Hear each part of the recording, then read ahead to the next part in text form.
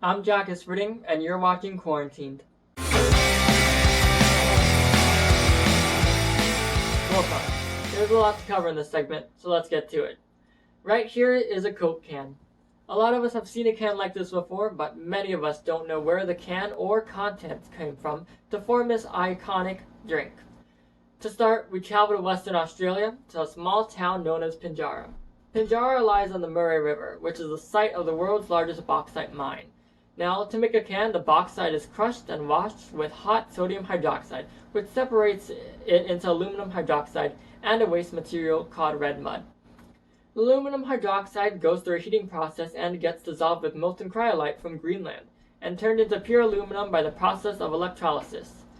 It cools into the shape of a bar and is transported from the port of Bunbury to Los Angeles Long Beach, where it is rolled into flat sheets which are made into the can shape, and the surface of the can is decorated with a base layer of urethane acrylite. 7 layers of paint and varnish are added, which is cured by ultraviolet light, and still not done yet, the inside of the can gets a comestible polymeric coating to prevent soda from coming into contact with the aluminum, which would corrode it.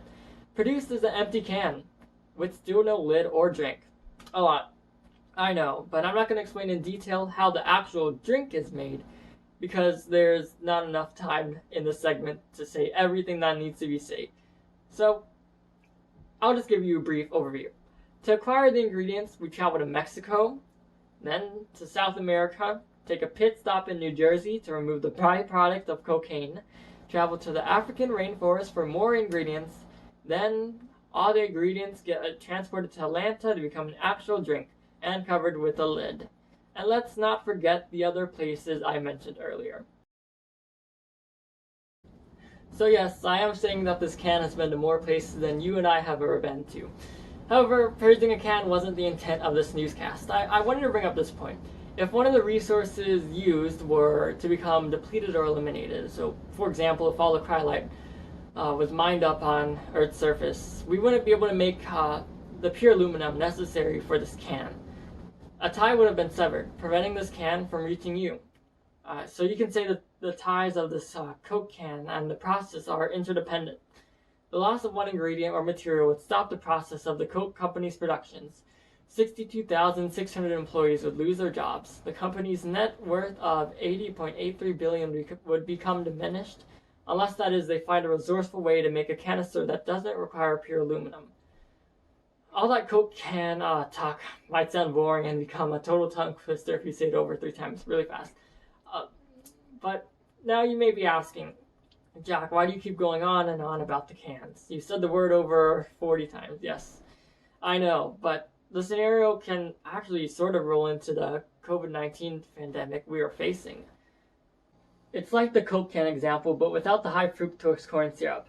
Here's the Dow Jones Industrial Average, 1-year average charted out.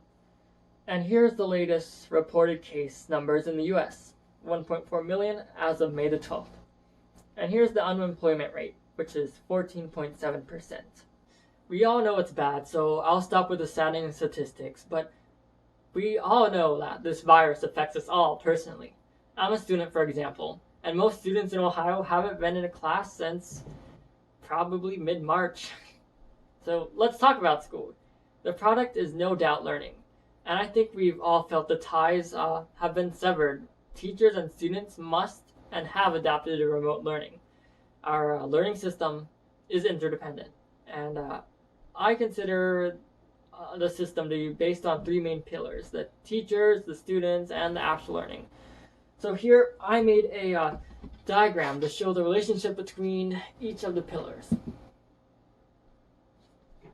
Some might say a classroom is a society all on its own, and some of us might feel as though a connection has been strained and maybe even forced to break here. If a tie were to be dissolved in this triangle, such as the teacher to student tie, the triangle would not be complete, and the process of learning would no longer be functional. Any of these ties being severed would result in, well, no learning. Fortunately, there is technology to help teachers extend a hand to students.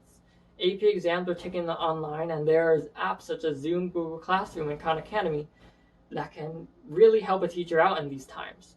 But what about the students without electronic devices or the internet? they unfortunately get left out of this process or will have extra work that will need to be required to be able to reach them. And what about actual in-person meetings and learning? It can't happen. Students will most likely procrastinate throughout this time because free time does not always translate into getting work done. Myself, for example, I wrote the whole script yesterday,